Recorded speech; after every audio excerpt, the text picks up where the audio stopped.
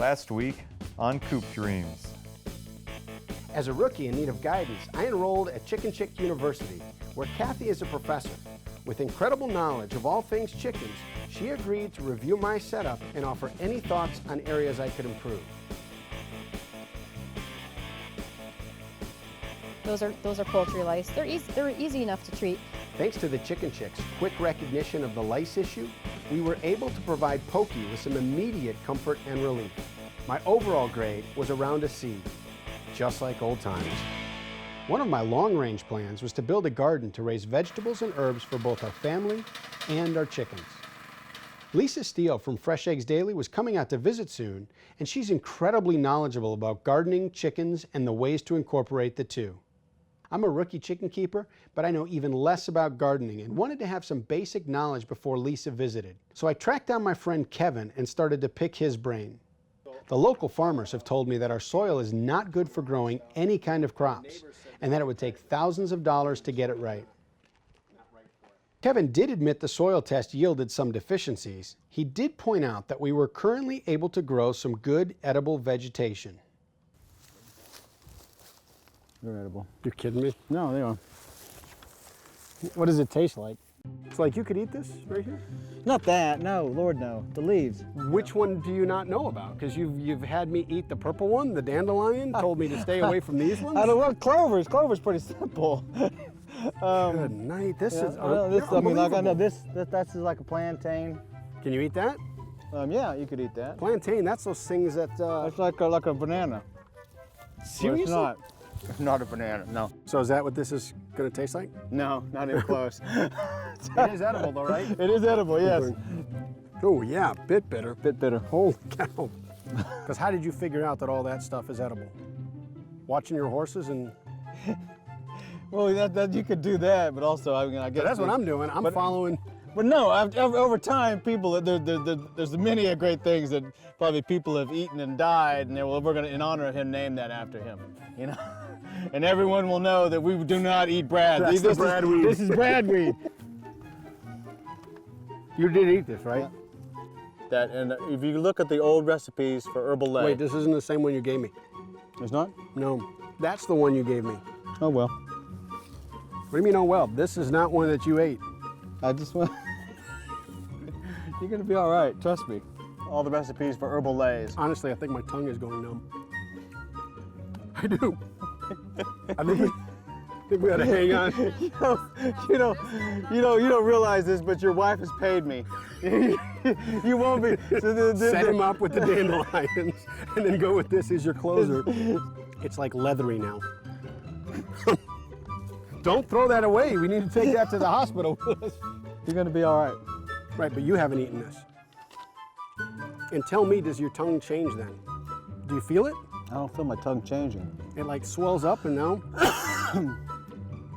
It's all part of purging of the system. Your tongue doesn't feel any different? No, not at all. Okay. Are you looking for the antidote? Yeah. We probably ought to head up to the upper field just in case. Okay. In case, that way the ambulance can find me quicker. Exactly. GPS will say you have arrived at your destination. Yeah, that was... And all they'll see is this field. Mm-hmm. Which is good that we're down here then. That is good. Yeah, the body's over that here. That is good. You're starting to feel it, aren't you? Kevin did agree that it would take thousands of dollars to get my soil ideal, but he also stated that with composting and chickens, I could do it for free. I do not understand composting, okay? I've started. Yeah. Two kinds of compost, brown and green. Well, that's when you're thinking about what goes into a compost. Green is considered your nitrogen source. Okay. So that would be like the foodstuffs, grass clippings, things of that nature. Okay. That's considered green.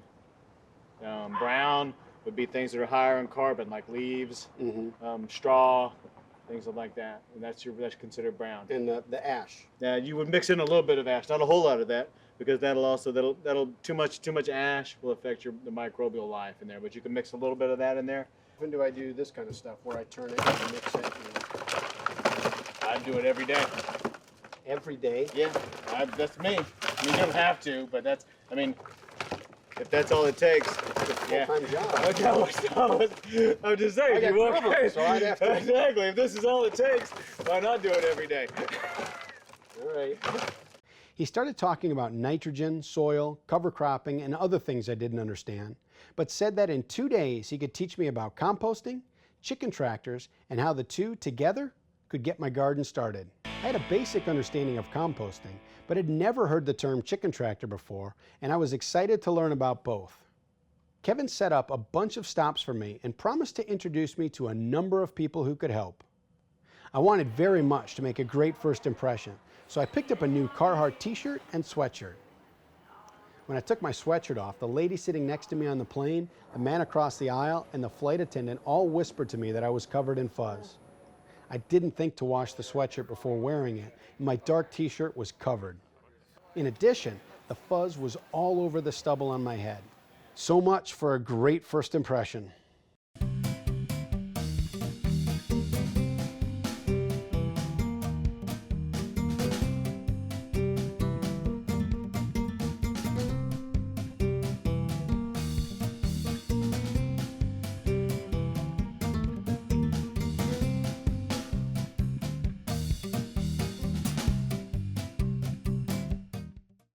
Following that, we headed up to Black Bear Composting. So composting is just basically managing the decomposition process. Okay.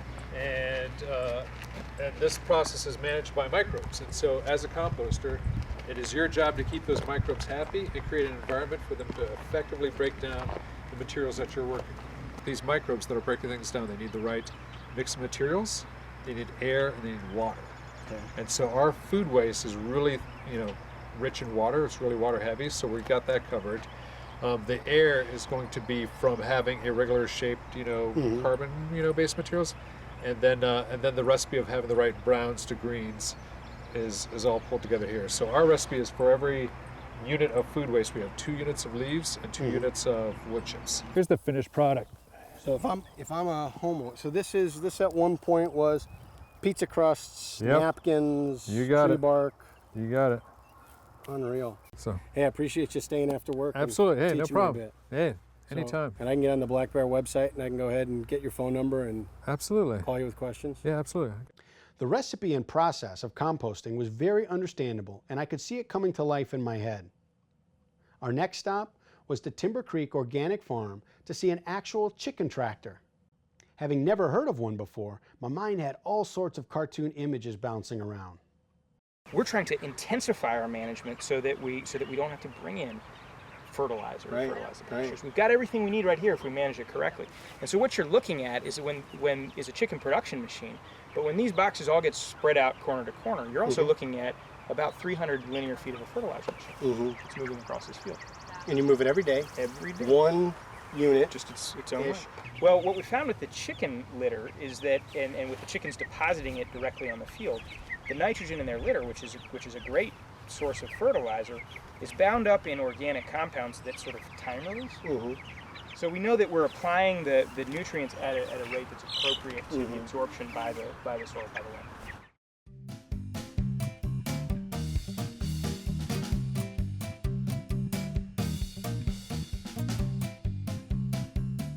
A chicken tractor is simply a movable coop that has no floor. It provides shelter while allowing chickens to basically free range. This gives chickens access to fresh grass, bugs, and weeds, and allows them to fertilize areas of soil. You move it a little each day to help prepare all the soil in your garden. Between scratching and pooping, the chickens do the same job a tractor would do, thus the name.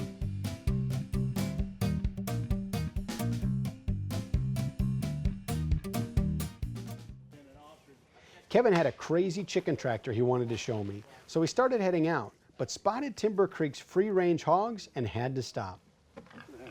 Like in a coop, there's a pecking order. Is there a pecking order with pigs? Is there one that's the dominant Pigs pig? are extremely social. They have a very complex social structure.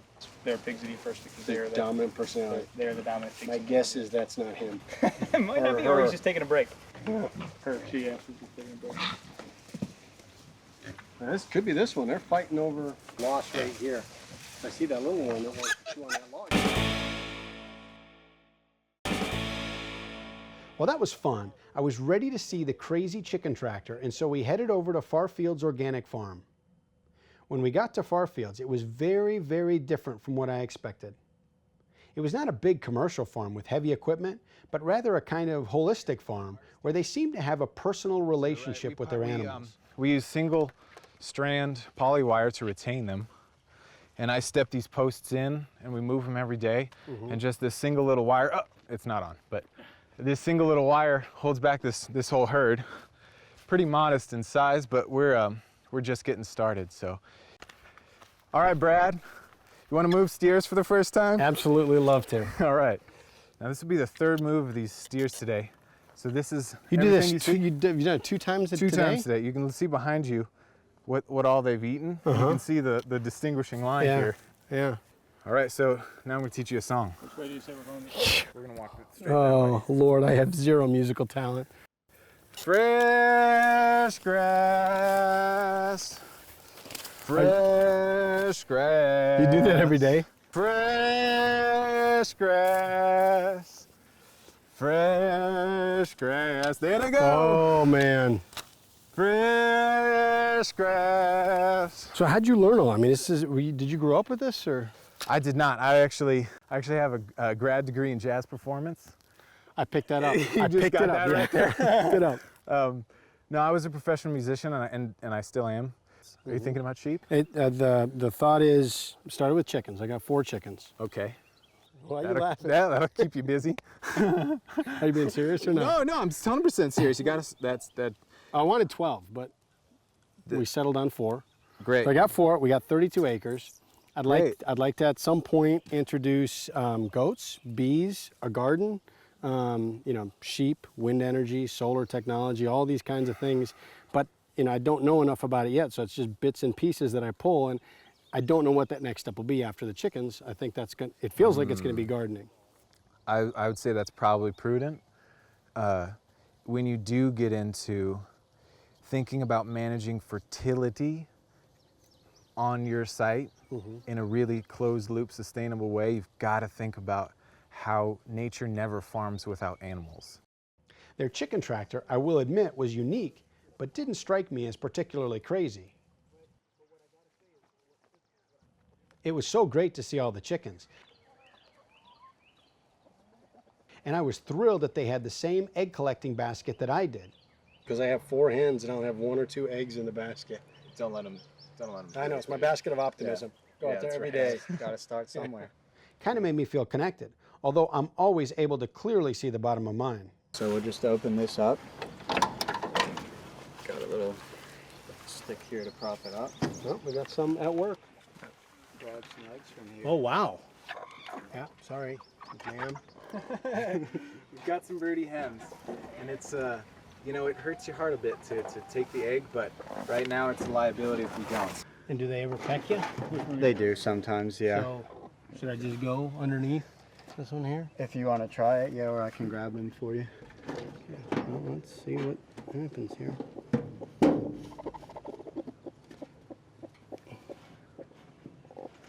Oh, hey. Looks like you've got a nice one there. Oh man, that is heartbreaking to do that. Gabe is our chicken meister. Chickens are a lot harder to herd than cows. Yeah. Herding chickens is kind of like herding cats. They just go the other way. I love this. So you're building all this stuff in here? Yeah. Yeah, we cut the floor out and we put chicken wire down, so we're not gonna have to clean the manure out. Even though it was the 3rd chicken tractor I ever laid my eyes upon, I was pretty confident that it would remain the coolest. They purchased a school bus built in the 80s with 30,000 some miles on it. They removed the seats and the floor and covered the bottom with hardware cloth. On one side, they had a number of roosting bars that spanned the length of the bus. On the other, they had nesting boxes. Every day, they would drive the bus a few yards to provide fertilizer and nutrients to different areas. There was an electric fence that allowed the chickens to safely free range on the acre surrounding the bus. For additional protection, they had geese patrolling the area, and we saw how efficiently they chased predators away when they went after Kevin. The crew at Farfields invited us out in the morning to see the release of the roosting chickens. When we arrived, we were treated to coffee and fresh goat's milk. I had never heard of this before, but Carter uses butter instead of cream in his coffee, so I tried it. It was terrible. I was deputized as the bus door opener for the day and was not expecting what happened next.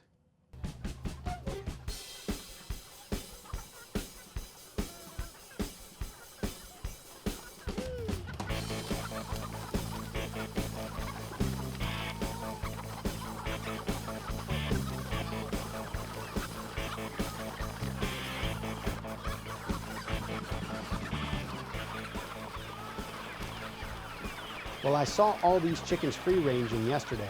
When you see them all leave a bus, it feels like there are millions. Soon, they were out scratching, pecking, and doing what chickens do. Before my flight home, Kevin had arranged for me to meet some authors and speakers at the New Country Organics Education Center. It was incredible to have this opportunity, and I was both excited and a little bit nervous. Pat's done it all from co-hosting a radio show to speaking and appearing across the country to actually being the author of the book Chicken Tractor. Harvey was a homesteader with a capital H, but he was also a down-to-earth and easy-to-understand speaker and author. Jeanette is an ambassador with the Livestock Conservancy and helped me to not only understand chickens, but that there are a number of breeds that are in danger of becoming extinct. I love this poster up here because this poster was done in 1868, and it says portraits of all known valuable breeds of fowl. In 1868, all of these fowl were considered valuable. Today, they're all endangered. Really? Every single one of it, except guinea fowl. There are plenty of guineas, but everything else there is endangered. You got chickens, you've got chickens, you've got chickens, you've got chickens, right? That is correct, yeah. Okay. You have chickens. Well, I've had them for 5 weeks right now. Okay, based on your experiences, I don't know if you can take yourself back to when you first started. What were the biggest mistakes you made in that first month or two? I advocate strongly to not use a heat lamp at all. Instead, use a brooder blanket, some sort of a cover over the brooder area, because you know heat rises, and you want to keep the heat down where the chicks are. It doesn't have to be all around. And for 4 years, I was co-host of the Chicken Whisperer talk show, and we would hear time after time after time how a heat lamp dropped or got in the bedding, their house burned down, their garage burned down, their coop burned down, story after story, even in barns. If you don't have any of those, let's say you have a very small flock and maybe it's a suburban setting and you can't roam your birds, then for heaven's sake, don't leave the birds on that static, little bitty static run. What you can do there is turn the run itself into, in effect, a giant compost heap. And then as that starts decomposing, the decomposition is driven by what you might call detritivores, like crickets and sow bugs and beetles and all kinds of critters that they start finding as live protein feed. And scratching all the time after that stuff is great entertainment. Chickens get bored too if they just have nothing to do. This gray fox managed to skirt around us and came in and did a fast attack, of course getting my fattest, biggest hen. And so I cut the fox off, and just as it hit my driveway, I'm like, "Hey, you!" And it dropped the chicken and ran. I would have. They were so generous with their time and information, and we all had such a great time talking about our chickens. Pat even brought out her therapy chicken, Oprah Henfrey. I don't know if you can stand over that. They're like roosting in the highest spot. There you go. There you go. There you go. Going to sleep now. This is what therapy chickens do. After 2 full days, my head was packed, and I couldn't fit in any more information. So Harvey broke it down into 3 things to remember for my home setup. Defense, defense, and defense. I'm glad it's the same word, because I was thinking to myself, how am I going to remember all 3 of these? How am I going to remember all 3 of these? No, it is. Yeah, but he's saying it's your responsibility. So really it comes down to a game of defense, and secondly, you ask about our experience of predation, and we've all been there. And what did we do? We changed We learned from the experience when we got hit. We changed the way we were doing things to adapt and adjust and protect in the future. Before leaving, we took a group photo with some of the New Country Organics team. Exhausted, I headed home feeling a lot better about raising my chickens, how to compost, and how to have our chickens help get our backyard garden ready. Next week on Coop Dreams. Lisa Steele, master chicken keeper and gardener, and the author of the mega hit Fresh Eggs Daily, was coming out for a visit. Say Pokey right now comes out of the woods and she's severely awesome. injured. That No, happens. severely injured though. Okay. Limping, bleeding. You need gauze, you need that It's wrap. not- You you know need what? a If you saline solution. You need. Or washing, irrigating the load. Yeah, so So you looked for Pokey up here? Well, I did, but I just looked up there. I didn't look.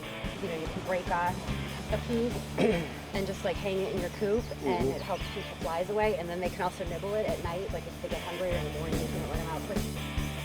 For more fun, like Coop Dreams on Facebook, follow us on Twitter, and visit our website at www.fadedjeans.tv. This is what I've heard. If you rub it, you get good luck. Hey, I got now you have to rub his head. That brings good luck. Hanging out in the lagoon? The reading lagoon.